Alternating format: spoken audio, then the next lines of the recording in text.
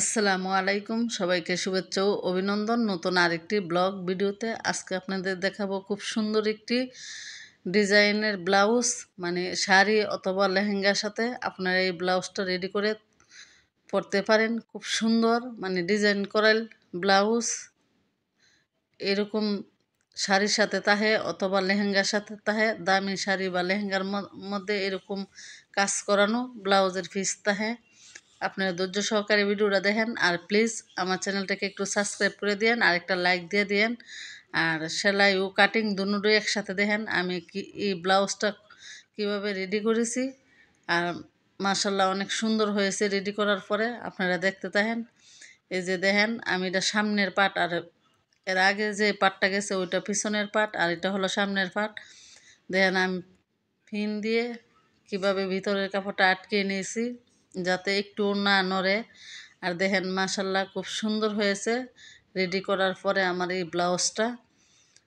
আর এটা দেখেন হাতাটা, যে অনেক সময় দেখা যায় হাতার কাপড় বা হাতার কাজে একটু সর আসে, তার জন্য দেখেন আমি কিভাবে জোড়া দিয়ে নিয়েছি, নিয়ে হাতার মোহরটা মানে কাজটা পর্যন্ত রেখেছি, আর সেলাইয়ের জায়গাটা আমি জোড়া দিয়ে নিয়েছি।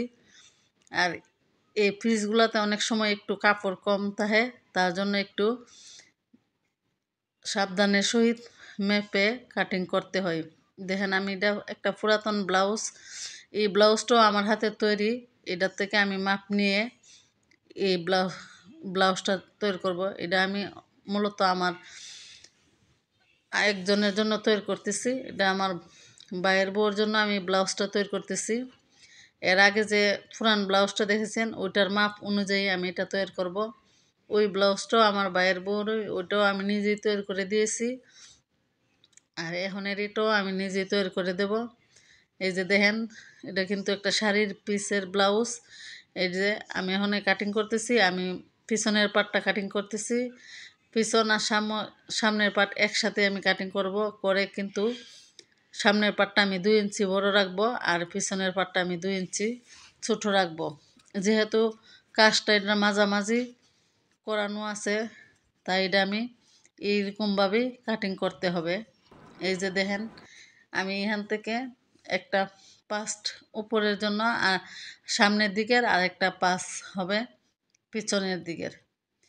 যেটা সামনের দিকে থাকবে ওটা আমি 2 ইঞ্চি বড় রাখবো, আর যেটা পিছনে থাকবে ওটার সাইড থেকে আমি 2 ইঞ্চি কেটে সাইড করে রেখে দেব।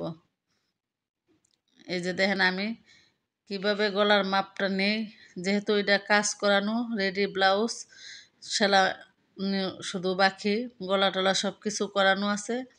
দেখেন আমি সঠিক মাপটা সঠিক রাখার জন্য আমি কিন্তু গলার সাইডটা পিন দিয়ে আটকে এখন কাঁধের মাপটা নিয়েছি, এখন আমি বগলের মাপটা নিতেছি।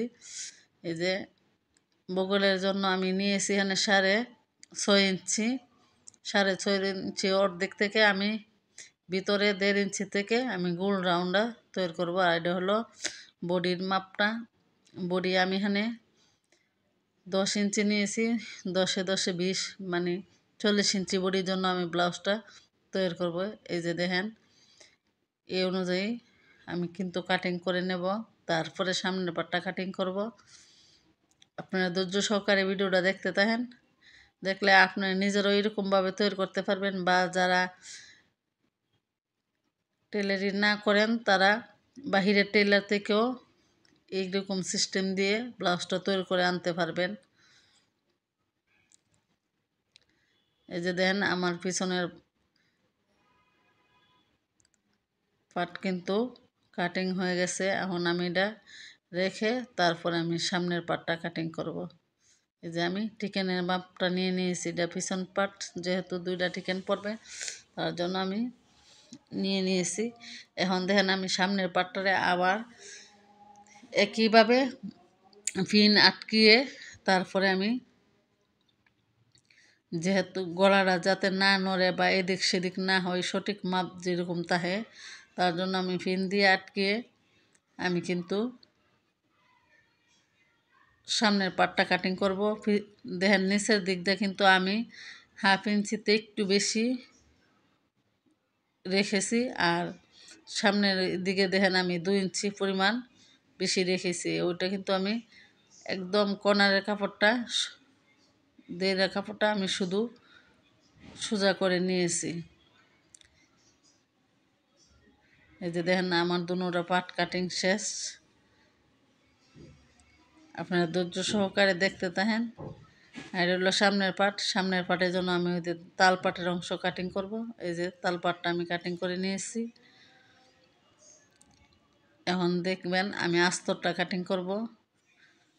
এই যে এটা হলো আমার সামনের অংশের আস্তরটা আমি কাটিং করতেছি।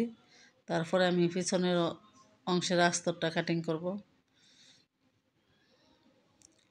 আর যেহেতু কাপড়টা একটু ভারী, আমার এটার হাতার মধ্যে ফলসের কাপড় দেওয়া লাগবে না, শুধু সামনে আর পিছনের বডির জন্য দিলেই চলবে। এই যে দেখেন আমি গলাটা মানে হালকা একটু কাপড় রেখে তাই গলাটা সঠিক মানে গলায় যেরকম আছে আমি এরকমভাবেই কাটিং করে নিয়েছি। তারপরে আমি এই যে দেখেন পিছনের পাটের জন্য আমি এটা এই আস্তরটা কাটিং করতেছি। এই যে পিছনের পাটটা বসিয়ে একদম সহজভাবে কাটিংটা করে নেব। আপনারা শুধু দেখলে আপনারা বুঝতে পারবেন। যেহেতু আমি কথা বললে আমার অনেক সমস্যা হয়, কথা আটকে যায় বা স্পিডে কথা বলতে পারি না, তার জন্য আমি অনেক সময় ভিডিওতে কথা স্কিপ করে যাই। আপনারা ধৈর্য সহকারে দেখলেই বুঝতে পারবেন, বা যারা শেখার উদ্দেশ্যে দেখবেন অবশ্যই শিখতে পারবেন। আপনারা শুধু প্রসেসটা আপনার নিজেদের মাপ অনুযায়ী কাটিং করবেন। দেখেন হাতার কাপড়টা যতটুকু আছে এটা দিয়ে তো আর আমার হাতা গিয়ারটা আসবে না। আমার নিচে অংশে 9 ইঞ্চি লাগবে, কিন্তু এখানে 9 ইঞ্চি নাই, এখানে বোধহয় 7 ইঞ্চি আছে। তাই আমরা আর অনেক কাপড় এটার সাথে জয়েন দিতে হবে। তাই আমি কি করব, এক সাইডে দা না দিয়ে 2 সাইডে দা জয়েন দেব। দেখেন মধ্যে থেকে আমি এটা কাটিং করে নিয়েছি। এখন আমি 2 সাইডে দা 2 ইঞ্চি করে জয়েন দিয়ে দিব। দিয়ে দিলে কিন্তু এই যে হাতার কাজটা আমার সঠিকভাবেই থাকবে হাতাতে। শুধু হাতার নিচের অংশে যে সেলানোর জন্য যে জায়গাটা থাকবে ওটা চলে যাবে জোড়ার মধ্যে। এই যে আমি সব কিছু এখন কাটিং করে শেষ। এখন আমি মেশিনে বসবো সেলাই করার জন্য। এই যে দেখেন এক পাট করে আমি জয়েন করে আপনাদেরকে দেখাইতেছি। এই যে দেখেন আস্তরের সাথে আমি ফুলভাবে উপরে মানে কাজের পাটটা অ্যাটাচ করে নিয়েছি। এখন দেখেন পিছনের পাটটা আমি কিন্তু টিকেনগুলো দিয়ে দিয়েছি, গলাটাও রেডি করে নিয়েছি। এখন শুধু ফুটটা লাগাবো। ফুটটা লাগানোর পরে তারপরে আমি দুনোটা পাট একসাথে জয়েন দিয়ে মধ্যে মানে হুকের গট করব। এই যে দেখেন এটা হলো আমার সামনের অংশটা। এই যে দেখেন এটা আমি মাপ অনুযায়ী টিকিন্ডি বসাবো। আর আমি কিভাবে টিকিন্ডি বসাই আপনারা দেখেন, যারা শিখবেন তারা ফলো করেন। আমি কিন্তু একটা মাপ দিয়ে উপরের থেকে 9 ইঞ্চি মধ্যে একটা চিহ্ন দিয়ে নিছি। আর এখান থেকে আমি মানে সামনের অংশ থেকে আমি 3 ইঞ্চি নিব। এই যে 3 ইঞ্চির মধ্যে আমি দাগ দিয়ে নিয়েছি। এখন দেখেন আরমহলের একদম মধ্যে থেকে আমি 2.5 ইঞ্চি বা 3 ইঞ্চি এরকম, আপনারা চাইলে 2.5 ইঞ্চি রাখতে পারেন, আর চাইলে 3 ইঞ্চিও রাখতে পারেন। আর আমি 4 ইঞ্চি নিয়েছি, যে বোতামের পট্টিটা হবে ওইখান থেকে আমি 4 ইঞ্চি নিয়েছি, নিয়ে আমি দাগ দিয়ে নিয়েছি। আর এই সাইডের থেকেও আমি 3 ইঞ্চি উপরে লম্বা করে একটা দাগ দিয়ে নিয়েছি।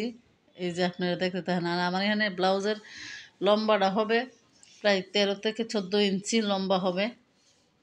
এই যে দেখেন আমি এই পাশে টিকেনটা ওই পাশে কিভাবে চাপ দিয়ে তুলে নিই, তাই আমার টিকেনগুলা মানে আর আঁকা বাঁকা হবে না, একদম চাপ অনুযায়ী। এই যে দেখেন চলে আসছে একদম সহজভাবে।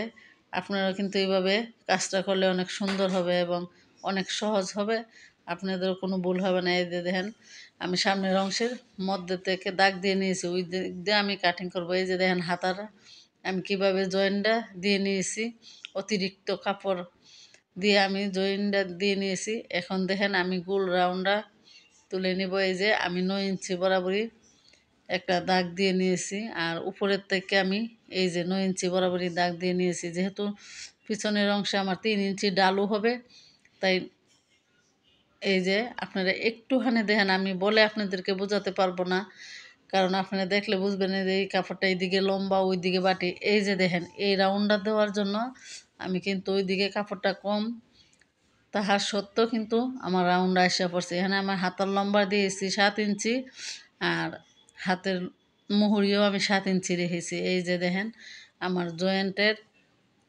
নিচে আসছে, কিন্তু হাতার যে কাজটা আছে, কাজটা যে আমার ফুল হাতাটা হয়ে যাবে। আর নিচে যে সেলাই টুকুনি লাগবে, এই সেলাই টুকুনির জায়গা আমি জয়েন্টটা দিয়ে নিয়েছি। এই যে দেখেন হাতাটা আমি কিভাবে কাটিং করি, এই সব কিছু কিন্তু আমি অফ ক্যামেরাতে লাগিয়ে নিয়েছি। তারপরে আমি এখন কাটিংটা করে নিয়েছি।